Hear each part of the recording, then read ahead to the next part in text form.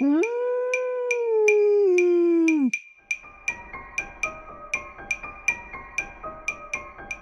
Êtes-vous prêt à voyager des frontières de vos peurs aux limites de vos rêves, à rencontrer des mythes et des légendes, des diables et des anges, à vous laisser conduire sur les chemins de l'étrange?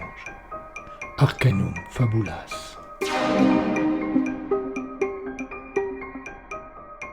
Saison 8.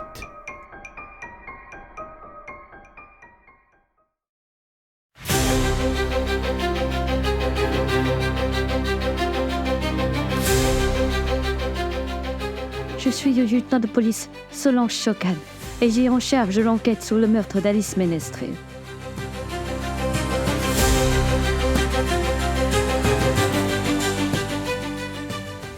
Au départ, tout pouvait sembler simple et limpide. Mais comment résoudre un meurtre qui se répète plusieurs fois?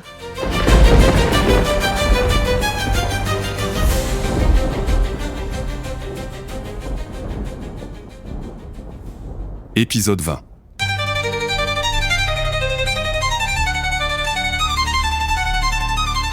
Le juge Wolf était arrivé de bonne heure à son bureau ce matin-là. Il avait énormément de travail en ce moment et les dossiers s'accumulaient. Sur le coup des 8h30, il rejoignit sa secrétaire dans le petit bureau attenant ancien pour partager avec elle une tasse de café. La jeune femme était un véritable rayon de soleil. En plus de ses incroyables compétences professionnelles, elle avait toujours le sourire et un mot gentil. Pour rien au monde, Wolf n'aurait manqué ce moment. Ce jour-là, pourtant, un coup de téléphone m'a perturbé la précieuse pause du magistrat.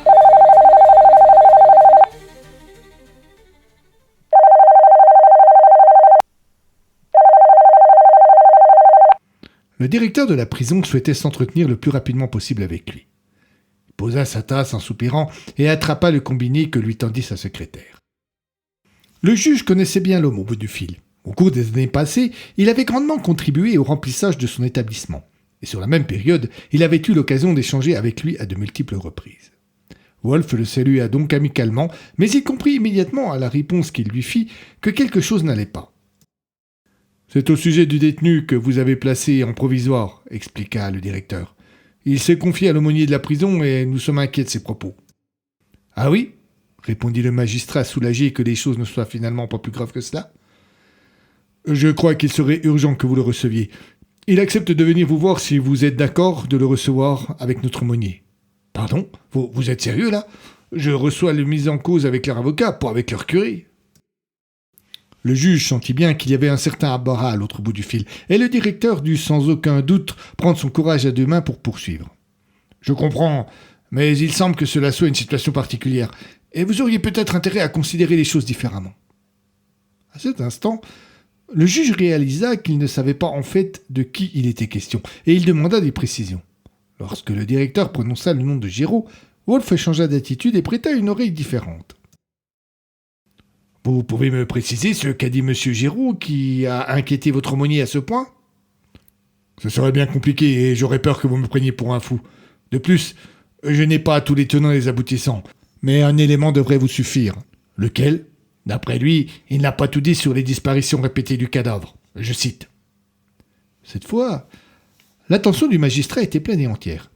Il insista pour en savoir plus, mais il semblait bien que le directeur avait dit tout ce qu'il savait.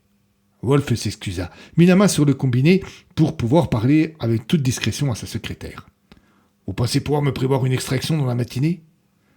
La jeune femme fut d'abord prise au dépourvu, puis elle consulta rapidement son ordinateur avant de répondre par l'affirmatif. « Dans combien de temps ?»« D'ici 2 heures. » Wolf regarda sa montre. « Parfait. Je le convoque pour 11 heures. Je fais le nécessaire pour l'extraction. Prévenez votre aumônier. »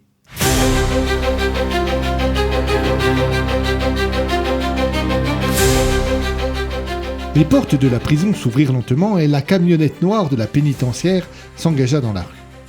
La circulation était fluide et le véhicule disparut rapidement au coin du pâté de maison. Immédiatement, la Peugeot noire qui stationnait devant le pénitencier depuis plus d'1 heure démarra également et prit le même chemin. Rapidement, le véhicule rattrapa la camionnette et se colla juste derrière. Le chauffeur de la pénitentiaire, qui jetait souvent des regards répétés dans son rétroviseur, ne s'alarma pas. Rien de plus normal en ville qu'une autre voiture fasse le même trajet. Aussi, Lorsqu'il s'arrêta au feu rouge suivant et qu'il ressentit une secousse, il pensa à un simple accident. Le chauffeur de la voiture noire, distrait pour une raison ou une autre, était venu percuter l'arrière de leur fourgon.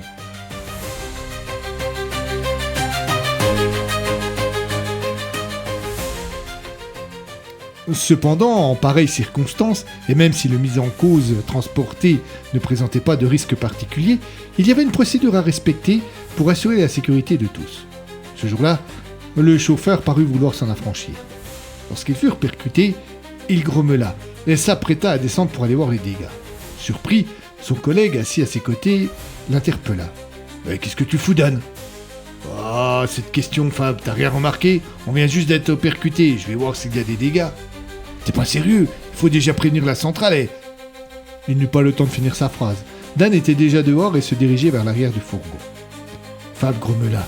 Et bien que contrarié, bien que n'étant pas du tout dans la procédure prévue par le règlement, il descendit à son tour pour rejoindre son collègue. Pourquoi avoir fait cela ? Il n'eut pas le temps de se poser la question. Il vit Dan s'approcher de la Peugeot noire pour s'entretenir avec le chauffeur. Il le vit aussi, au dernier moment, saisi par la surprise, reculer de 2 pas. Dès lors, tout se passa très vite. La portière de la Peugeot s'ouvrit. Un homme en bondit et sans laisser à quiconque le temps de réagir, pointa une arme en direction de Dan. La détonation résonna. Fab réalisa enfin ce qui était en train de se passer, recula pour chercher la protection du fourgon et sortit son arme de service. Il entendit un petit sifflement. Il ne reconnut pas la mélodie de la chanson, mais c'était quelque chose de gai. Le type qui venait de descendre son collègue sifflotait.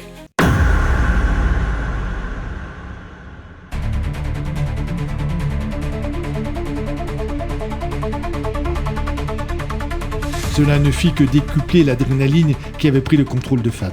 Il ne prit pas la peine de chercher à voir ce qui se passait.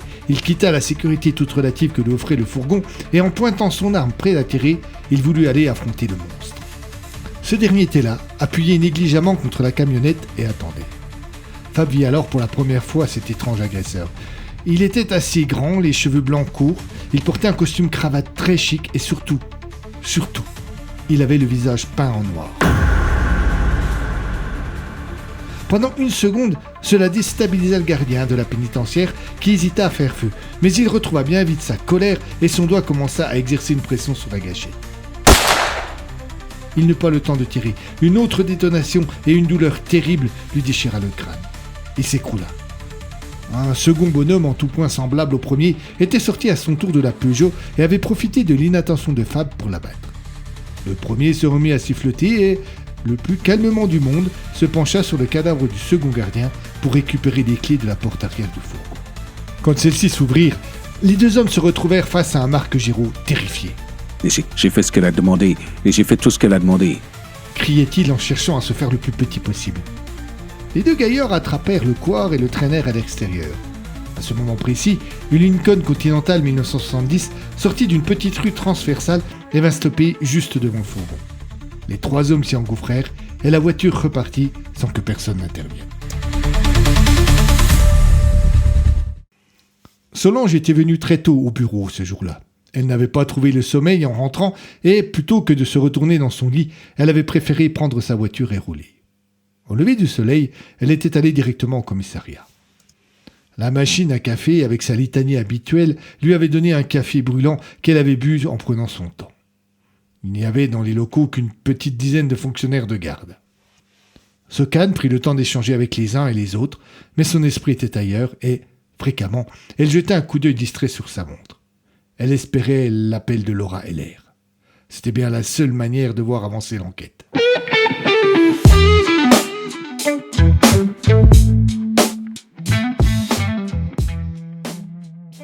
Simon arriva vers 8h30, à l'heure où le commissariat commençait à prendre vraiment vie. Immédiatement, le major demanda à sa collègue s'il avait des nouvelles. « Malheureusement, non. » répondit le lieutenant. « Certes, mais cette attente est tout simplement insupportable. » Les 2 policiers s'étaient croisés dans le couloir et s'étaient dirigés vers leur bureau tout en devisant. Lorsque Solange s'installa dans son siège, comme à son habitude, ce dernier grinça pour manifester sa colère. La jeune femme ne le remarquait même plus. Lui demanda Isaac, visiblement inquiet de sa réponse. À cette affaire ? Vous m'auriez posé la question il y a 15 jours. je vous aurais pris pour un fou. Pire, je vous aurais ri au nez. Solange parut embarrassée.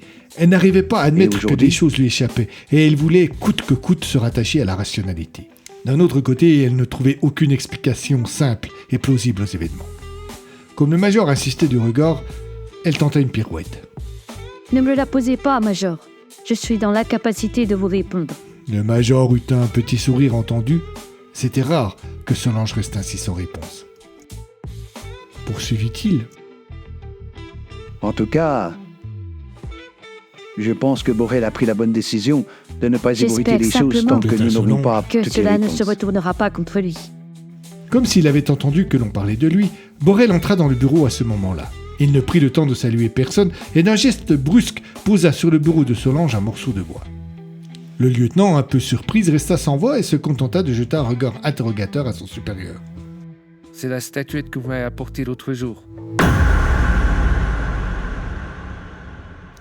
Solange n'avait devant elle qu'une vulgaire bûche et ne reconnaissait pas la fine sculpture qu'elle avait eue précédemment entre les mains.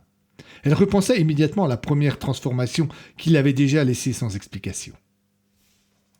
Le chemin semblait s'être fait en sens inverse. C'est incompréhensible. Insista Borel. Elle n'est sortie de mon coffre que pour être examinée par un de nos techniciens qui n'a rien vu d'autre qu'une statuette en bois. Vous lui avez tout dit au technicien? Demanda le major Simon en se levant et en s'approchant pour voir la statuette de plus près. Borel regarda Isaac comme s'il venait de dire la plus incroyable des bêtises. Bien sûr que non. Répondit-il. Je lui ai juste demandé de regarder s'il y avait un mécanisme quelconque. Il est peut-être passé à côté de quelque chose. Quand même, à côté de quoi voulez-vous qu'il soit passé? Solange, qui avait attrapé l'objet pour le voir de plus près, intervint à ce moment-là. Cette fois-ci, nous allons vraiment devoir nous ouvrir à d'autres explications. Aussi bien Borel que Simon savaient parfaitement que Socan avait raison. Pourtant, ni l'un ni l'autre n'eurent le courage d'approuver ses propos. Tous les trois regardaient ce qui avait été la statuette en se demandant bien quelle pourrait être la suite des événements. C'est le téléphone de Solange qui ramena tout le monde au présent. Ce dernier se mit à vibrer. Le lieutenant décrocha sans prendre la peine de regarder qui l'appelait. À l'autre bout du fil, l'aura fut très concise et très brève. Solange acquiesça à 3 reprises et raccrocha. Ses 2 collègues la regardèrent comme les apôtres avaient dû regarder le Messie. Elle a pu contacter les autres membres de la confrérie et certains sont prêts à nous rencontrer. Quand et où? Demanda Borel. Le lieutenant donna les détails et le commandant approuva d'un geste de la tête. Isaac regarda sa montre. Cela nous laisse encore un peu de temps, dit-il. Profitons-en pour passer voir Fred et savoir s'il a les résultats d'analyse de Madame Roy.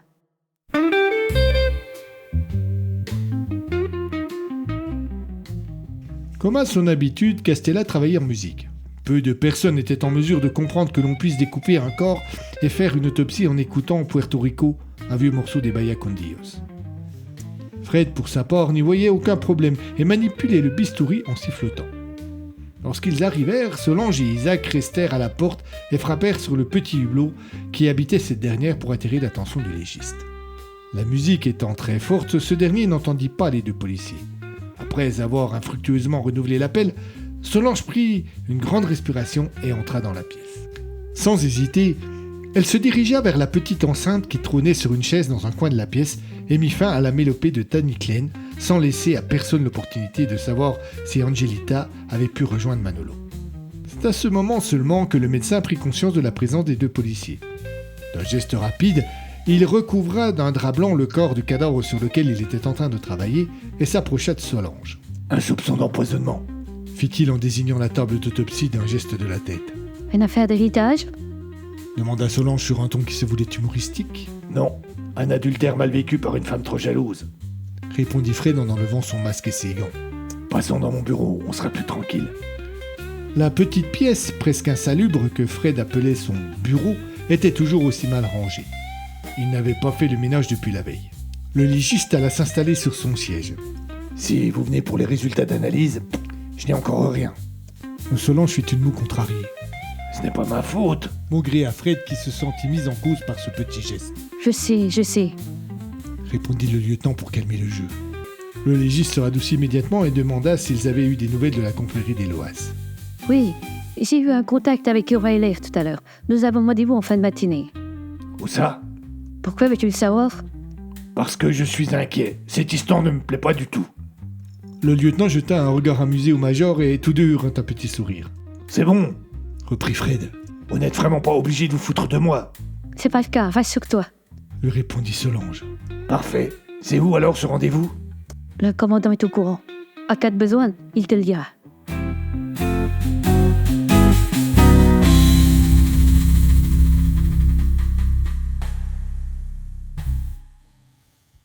La rue Malfosse était bordée de petits pavillons assez anciens qui, pour la plupart, devaient dater des années 30.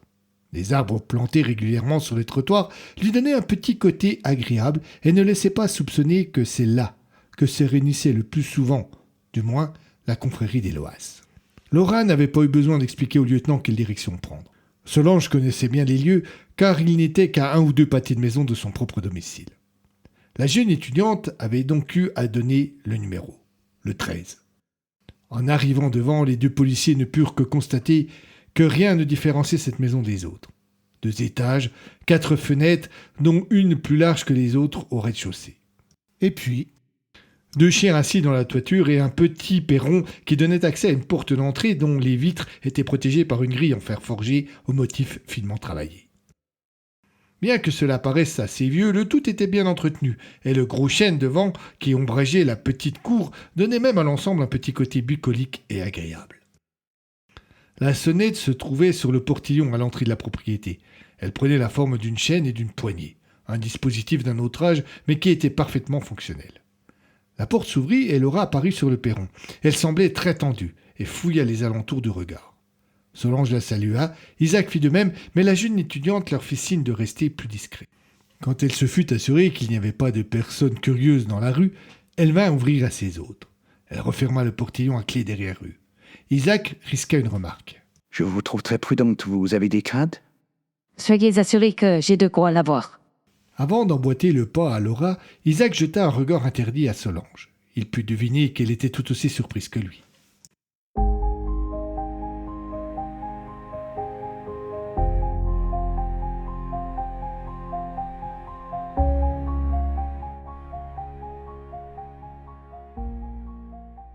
L'entrée du pavillon était un petit hall au papier peint rouge, habité par un escalier qui montait à l'étage et une porte qui donnait accès à la pièce principale de la maison.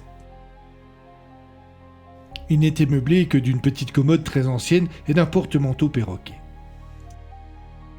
Laura ferma la porte et passa devant ses hôtes en s'excusant, puis en les invitant à la suivre. Ils arrivèrent dans un salon d'un autre âge. Tout ici semblait échapper d'un 19e siècle idéal. Le canapé aux formes arrondies et aux tissus dessinés de fleurs stylisées, les tapis de laine épais aux couleurs sombres, la cheminée large et imposante, les grands rideaux rouges qui volaient une partie de la luminosité extérieure, les cadres, les peintures de paysages d'un artiste inconnu et les 2 guéridons aux pieds uniques et sculptés posés de chaque côté du canapé. Seule concession au XXIe siècle et à la modernité, 2 lampes de chevet sur les guéridons qui éclairaient la pièce d'une lumière pâle. Dans ce décor de théâtre de boulevard se trouvaient 5 personnes. Solange s'attendait à voir beaucoup plus de monde, et elle dut sans doute les séparer de sa surprise, car Laura la prévint de suite. J'ai pu joindre tout le monde, mais très peu ont accepté de vous rencontrer. Vous leur avez bien expliqué? Demanda le lieutenant. Oui, elle nous a expliqué, et j'aimerais savoir ce que vous allez faire. L'homme qui était intervenu dans cette conversation était l'une des 5 personnes présentes dans la pièce. C'était un type d'une 30aine d'années, mais dont les cheveux grisonnaient déjà. Il arborait une barbe taillée au cordeau qui lui donnait un petit air de prof de philosophie. Cette impression était accentuée par son costume en tweed brun 3 pièces aux motifs écossais. Classe, mais un peu suranné. Laura le présenta. Il s'appelait Yvan. Yvan tout court, avait-il précisé lorsque le major Simon lui avait demandé son nom de famille. Pour l'instant, avait ajouté Laura, nous ne donnerons que de prénoms. Très bien, mademoiselle Heller, avait répondu Isaac, un peu par provocation, et pour laisser entendre que la police avait les moyens si elle le voulait vraiment. Yvan n'avait pas relevé, trop obnubilé par la volonté d'obtenir une réponse à sa question, qu'il réitéra dans les mêmes termes, mais avec plus de virulence. Solange ne se montra pas désarmée. « Je suis ici pour cela, » dit-elle. « Mais si vous ne voulez pas me donner votre nom, peut-être pouvez-vous me dire quel est votre rôle dans la confrérie ?» Yvan bougonna un peu, mais finit par répondre qu'il l'avait créé avec Eric. Le lieutenant fut un peu désarçonné. Il n'y avait vraiment aucun point commun entre Yvan, tiré à 4 épingles dans un costume 3 pièces, et Eric, au look gothique. Sokan chercha à en savoir un peu plus sur cette étrange relation. Nous nous sommes rencontrés à Port-au-Prince. J'étais là-bas pour affaires, lui venait en touriste. Les circonstances ont fait que nous avons fait un bout de chemin ensemble et que... Ouais, mais ce n'est pas le sujet. Dites-moi ce que vous voulez faire pour nous protéger et nous éviter le sort d'Eric. Solange, comprenant qu'elle n'en saurait pas plus sur cette étrange relation, adressa un sourire à son interlocuteur. Avant tout, Yvan, laissez-moi faire la connaissance des autres personnes présentes ici.